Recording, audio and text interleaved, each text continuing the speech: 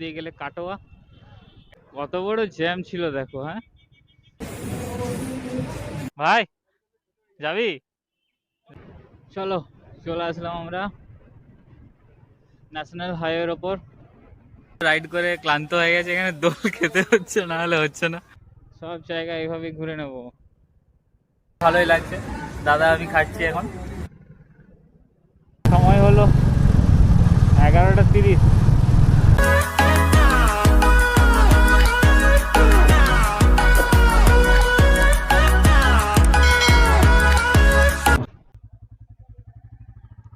আসছি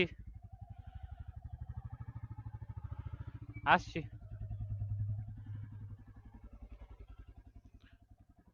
দোকানের সামনেটা দাঁড়াচ্ছি।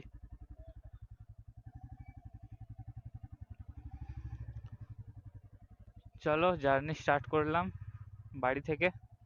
যদিও একটু সকাল সকাল উঠে গেছিলাম, ভাবলাম আরো সকাল সকাল বেরিয়ে যাব, কিন্তু গ্রুপ রাইড তো তাই জন্য একটু লেট হয়ে গেল। আর বাকি মেম্বারদের জন্য ওয়েট করলাম। তো বাকি সবাই আসছে বিষ্ণুপুর থেকে, ভগৎ সিং মোড়ে ওরা মিট আপ করেছে, তারপর আসছে। যেহেতু আমার বাড়ির সামনের রাস্তা দিয়ে বেরোবে, তাই জন্য আমি বাড়ির সামনের রাস্তায় গিয়ে দাঁড়াচ্ছি। আমি আর গেলাম না মিট আপ পয়েন্টে। যদিও আমার বাড়ি থেকে ডিস্টেন্স বেশি দূর ছিল না, ওই 4 কিলোমিটার 5 কিলোমিটার মতো ছিল, কিন্তু আমি আর গেলাম না। আমি এখান থেকেই মিট করব, এখান থেকেই ওদের সাথে বেরিয়ে যাব। আমি দাঁড়াবো এখানে দোকানের সামনে, এখানে আমি দাঁড়াবো, দাদারা আসুক সবাই।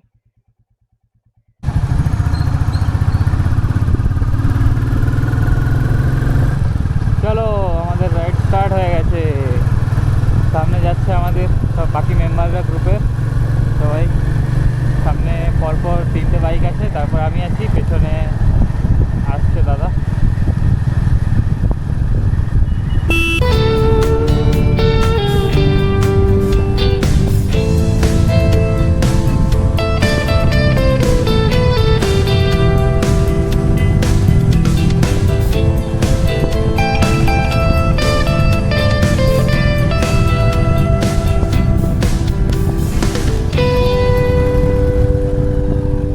আমরা এখন অবধি 82 কিলোমিটার চলে এসেছি।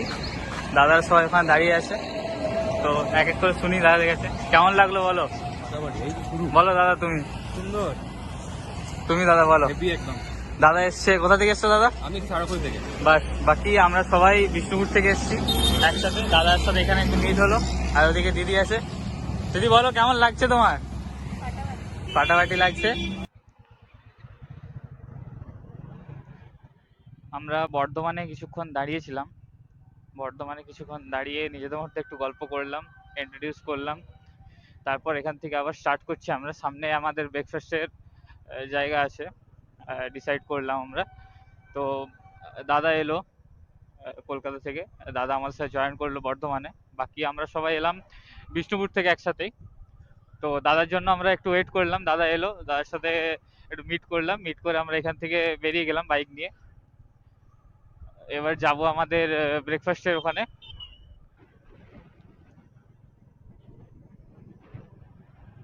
তো আমরা বাড়ি থেকে অলমোস্ট 85 কিলোমিটার চলে এসেছি।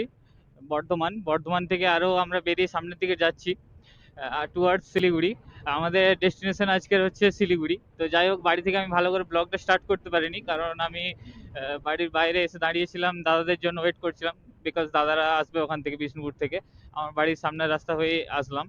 তো ওখানে আমি দাদাদের জন্য ওয়েট করছিলাম। তো জাস্ট ভালো করে ব্লগটা স্টার্ট করতে পারিনি, এখানে এসে কিছুটা শ্যুট করলাম। তো আমরা আরো সামনের দিকে যাচ্ছি। তো এই সকালবেলায় এই কুয়াশা কুয়াশা যে এখন আছে, হয়ে আছে, রোদ ওঠেনি ভালো করে, এই কুয়াশা কুয়াশার মধ্যে চালানোর যে মজাটা, এটা কিন্তু দারুণ লাগছে। অনেক দিন পর সকাল সকাল বেরোলাম রাইড করতে। তো আজকে একটা লম্বা জার্নি হবে আজকে আমাদের টুয়ার্ড শিলিগুড়ি। একদম পুরো একদম শিলিগুড়ি অবধি যাওয়া হবে আমাদের। তো 550 কিলোমিটার 600 কিলোমিটার মতো রাইড হবে আজকে। তো জমিয়ে রাইডটা হবে, আর অনেকজন আছি আজকে। তো একসাথে খুব মজা করতে করতে রাইডটা হবে। আমরা 6-7 জন আছি, পুরো পরপর লাইন আপ দিয়ে আসছে সবাই, পেছনে আছে আরো অনেকজন।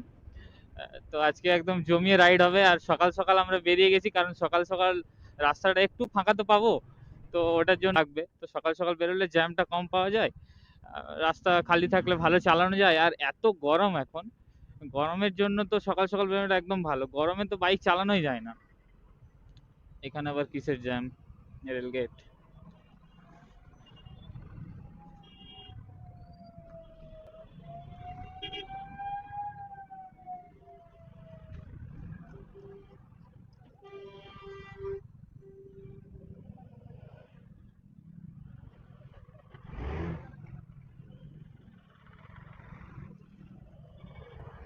কত বড় জ্যাম ছিল দেখো, হ্যাঁ? এদিকে প্রচুর গাড়ি, ওদিকে প্রচুর গাড়ি। রেলগেট পড়ে গেছিল, ওটার জন্য জ্যামটা আস্তে আস্তে কাটতে সময় লাগবে। আরে বাপরে, পর পর পর পর গাড়ির লাইন লেগে গেছে তো। আর আমরা ভাবি কিনা সকাল সকাল বেরোলে জাম কম থাকবে। সকালে তো দেখছি জাম বেশি।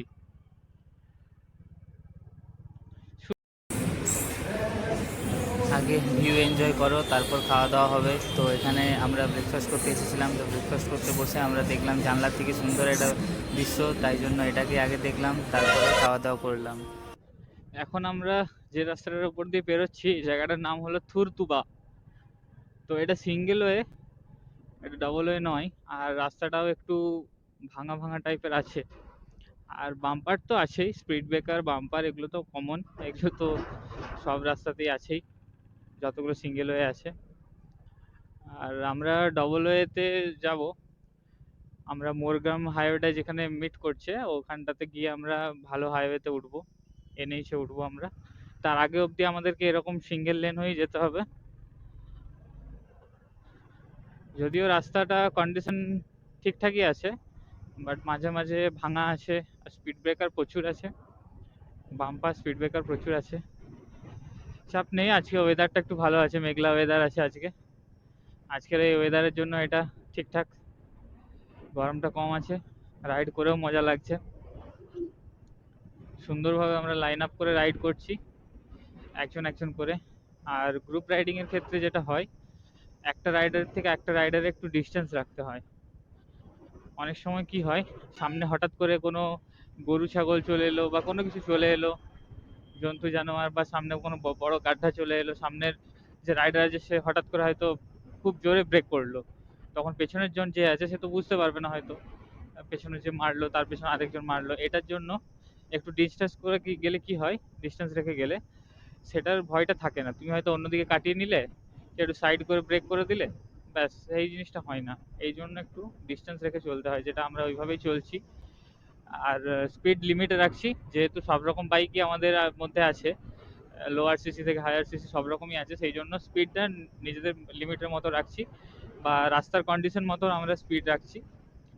খুব একটা বেশিও রাখছি না, খুব একটা কমও রাখছি না, রাস্তার যেরকম কন্ডিশন সেরকম আমরা স্পিড রাখছি। ব্যাস দিয়ে গেলে কাটোয়া, এই রাস্তার দিয়ে গেলে কাটোয়া, মানে আমার লেফট সাইডে বাঁ দিকে। আর আমরা ডান দিকে চলে এলাম, এটা দিয়ে বহরমপুরও যাওয়া যায়।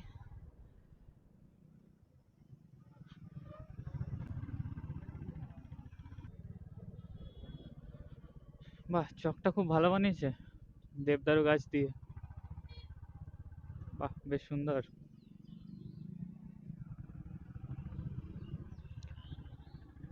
আমাদের এখানে যে সব চকগুলো যদি এইভাবে বানানো যায় না, খুব ভালো লাগবে।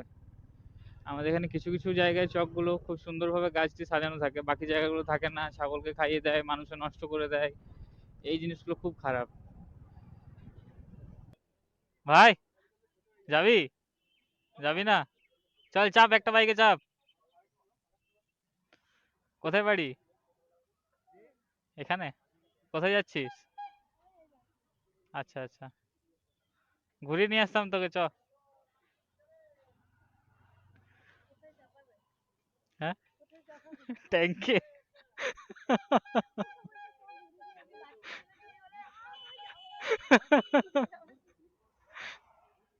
দাদার বাইকে জায়গা আছে অনেকটা। মোরগ্রাম এখান থেকে এখনো 40 কিলোমিটার, বহরমপুর ডান দিকে 40 কিলোমিটার, তারাপীঠ 27 কিলোমিটার। সাঁইতিহা 30 কিলোমিটার। তাহলে আমাদের এখনো মোরগ্রাম পৌঁছাতে 40 কিলোমিটার যেতে হবে এই রাস্তাতে সোজা এখনো। তারাপীঠ 27 কিলোমিটার, লেফট সাইডে চলে যেতে হবে তারাপীঠ, তাহলেই।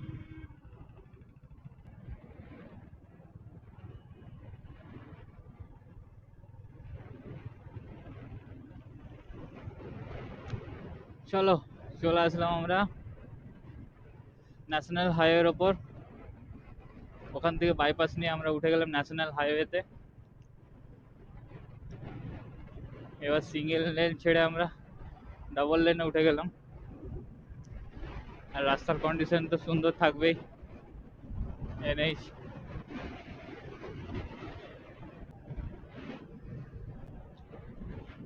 এতক্ষণ পরে আমাদের জার্নির প্রথম toll plaza, Baharampur Farakka toll plaza আশা করি।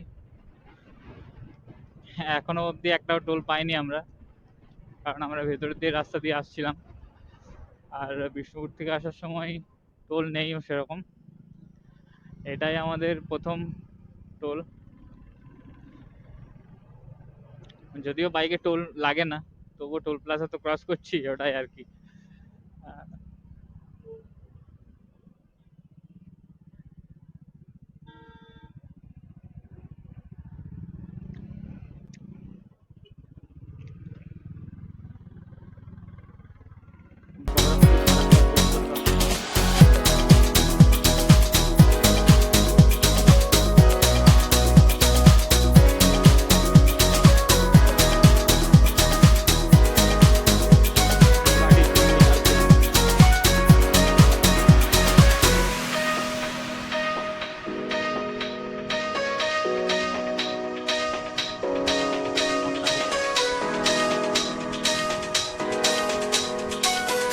পরিবর্তন হয়ে গেল, তো আমাদের রাজ্যের এই ব্যারিকেডগুলো আর চেঞ্জ হলো না, ব্যারিকেডগুলো আসলে সরালো না। সরকার সরিয়ে গেল তার গদি থেকে, কিন্তু ব্যারিকেড আর রাস্তা থেকে সরালো না। কি সব সিস্টেম ভাই! কি মানে এই ব্যারিকেডগুলো রাস্তার মাঝে নামিয়ে রাখার? কেনই বা দেয়? কিছু কিছু জায়গায় সত্যি প্রয়োজন আছে, সেগুলো দিক, অসুবিধা নেই। কিন্তু সব জায়গায় এগুলোর প্রয়োজন থাকে না, অপ্রয়োজনীয় জায়গায় অনেক সময় দেওয়া থাকে। সেই জায়গাগুলো থেকে সরিয়ে নেওয়া হোক, এটাই চাইবো। যাতে সমস্ত গাড়ির, শুধু বাইক বলে নয়, সমস্ত গাড়িই চালাতে যেন সুবিধা হয়। একে বেঁকে এইভাবে চালিয়ে মানুষের অ্যাক্সিডেন্ট হতে পারে তো। আবারও একটা টোল প্লাজা চলে আসলাম আমরা, ফারাক্কা রায়গঞ্জ টোল প্লাজা। এটা হচ্ছে আমাদের দ্বিতীয় নম্বর টোল প্লাজা। এর আগে একটা ছিল, তারপর এটা সেকেন্ড টাইম। এটা আমাদের দ্বিতীয় toll plaza, Farakka Raiganj toll plaza. বাইকারদের কোনো ঝামেলা নেই, টোল লাগে না, লাইনে দিতেও হয় না, সাইড সাইড দিয়ে বেরিয়ে যাও ধীরে ধীরে, ব্যাস আর কি চাই। সব জায়গায় এভাবে ঘুরে নেব, কোনো চাপ নেই বস।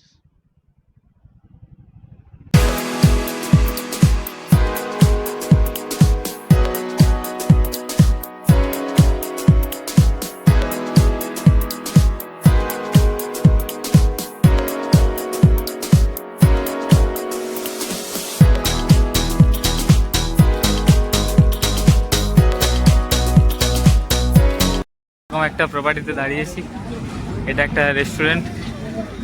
এখানে দাঁড়িয়েছি খাবার খাওয়ার জন্য। এখন প্রায় 3টের মতো বাজে, 2:37, 3টে নয় সরি, 2:37-এর মতো বাজে। এখন আমরা খাবার খাবো, খেয়ে আবার যাব আমরা। আমরা ফারাক্কা মোথাবাড়ি পেরিয়ে এসে এরকম একটা প্রপার্টিতে দাঁড়িয়েছি। তো এখান থেকে সামনে বাইকগুলো রাখা আছে, মেন হাইওয়েটা। আবার খাবার দাবার সেরে বেরিয়ে যাব আবার। এতদূর রাইড করে আসার পর এখানে দোল খাওয়া হচ্ছে। এত রাইড করে ক্লান্ত হয়ে গেছে, এখানে দোল খেতে হচ্ছে, না হলে হচ্ছে না। আর বাকি দাদারা সবাই ডিসাইড করছে কি হবে। দাদার শরীরটা আজকে একটু খারাপ, তাই দাদা ভালো করে রাইড করতে পারছে না, বারবার দাঁড়িয়ে যেতে হচ্ছে দাদাকে। এখন বাজে বিকেল 4:34, আর আমরা দাঁড়িয়েছিলাম লাঞ্চ করার জন্য মোথাবাড়ির এখানে একটা হোটেলে, হোটেল প্লাস রেস্টুরেন্ট। তো ভালো মতন খাওয়া দাওয়া করলাম, একটু রেস্ট নিলাম, কারণ প্রচণ্ড গরম ছিল দুপুরে, আর দুপুরের গরমের জন্য শরীরটাও পুরোপুরি ক্লান্ত করে দিচ্ছিল। সেই জন্য খানিকক্ষণ রেস্ট নিলাম, কোল্ড ড্রিঙ্কস খেলাম, আর সাথে তো খাবার খেলামই, লাঞ্চ করলাম। তো এরপর ওখান থেকে বেরিয়ে গেলাম আমরা। এখন আপাতত যতটা এগিয়ে যেতে পারি দিনের আলো থাকাকালীন ততদূর এগিয়ে যাব। কারণ কি, দিনের আলো কমে গেলে, সবার বাইকে তো ফগ ল্যাম্প নেই, আর দিনের আলো কমে গেলে রাত্রে চালানো এমনিতেই স্লো হয়ে যাবে, ফগ ল্যাম্প থাকলেও স্লো হয়ে যাবে।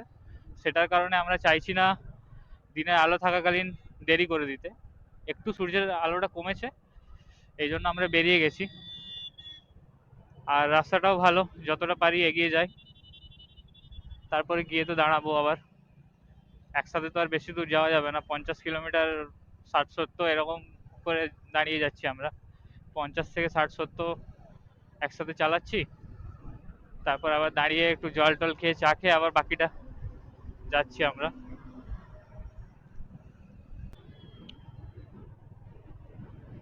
এটা হলো আমাদের আজকের দিনের third toll plaza, Farakka Raiganj toll plaza, এটা থার্ড।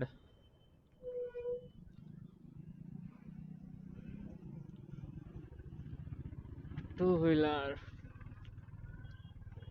আলাদা সাইড করে দিয়েছে, বাইক নিয়ে তুমি বেরিয়ে যাও, তোমার আর কোনো মান সম্মান নেই, বাইক নিয়ে তুমি আলাদা বেরিয়ে যাও। আচ্ছা যাই হোক, টোল তো আর দিতে হয় না বাইকদের।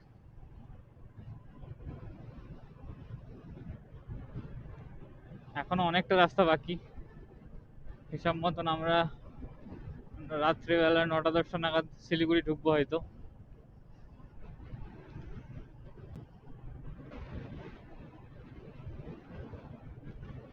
এটা হলো আমাদের আজকের দিনের 4 নম্বর টোল গেট। আগের 3টে ক্রস করে এসছে, এটা হলো 4 নম্বর টোল গেট।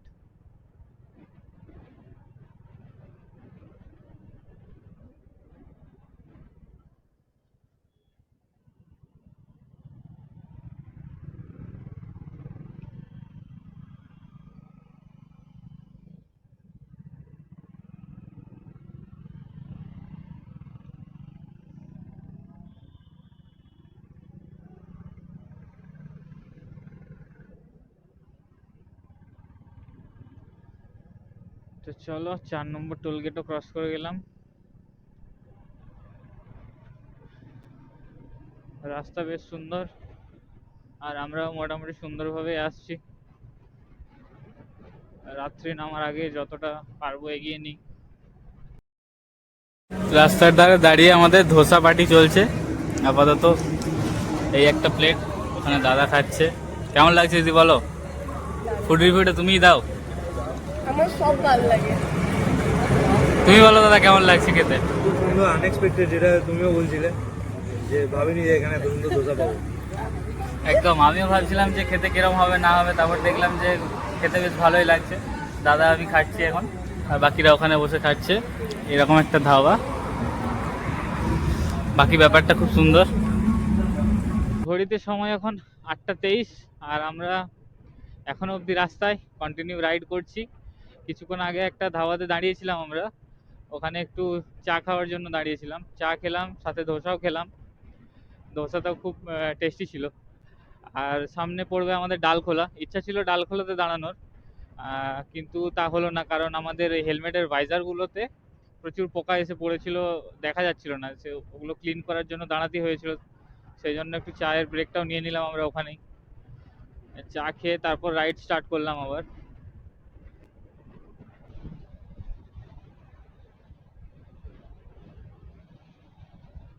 রেডিয়াম লাইট গুলো কিরকম ব্লিঙ্ক করছে একবার দেখো, দুদিকে একদম রেডিয়াম লাইট লাগিয়ে দিয়েছে, কি সুন্দর ব্লিঙ্ক করছে চারদিকে। জানি না ক্যামেরাতে বোঝা যাবে কিনা, তবে খালি চোখে একদম বোঝা যাচ্ছে খুব ভালোভাবে। যদি এই লাইট গুলো না থাকতো, হাইমাস্ট লাইট গুলো, স্ট্রিট লাইট গুলো, তাহলে আরো ভালো বোঝা যেত।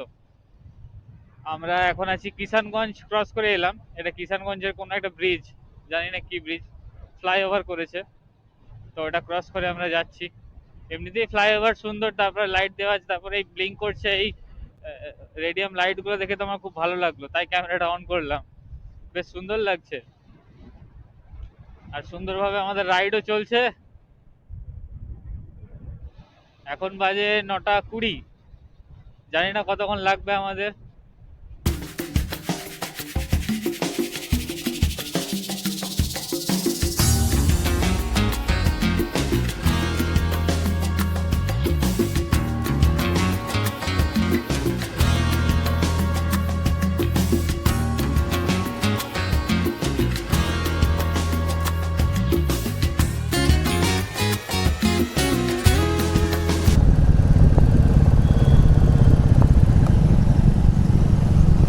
এটা হলো আমাদের 5 নম্বর 6 নম্বর টোল প্লাজা। এটাই মনে হচ্ছে সব থেকে লাস্ট টোল প্লাজা। শিলিগুড়ি যাওয়ার পথে এরপরে আর মনে হচ্ছে না কোনো টোল পড়বে বলে। এটাই সম্ভবত সব থেকে লাস্ট টোল।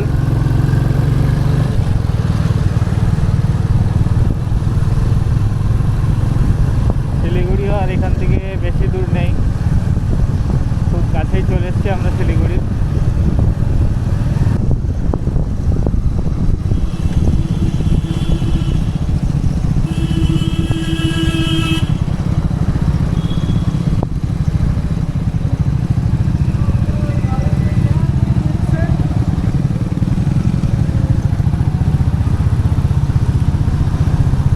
আমরা ক্রস করছি বাগডোগরা।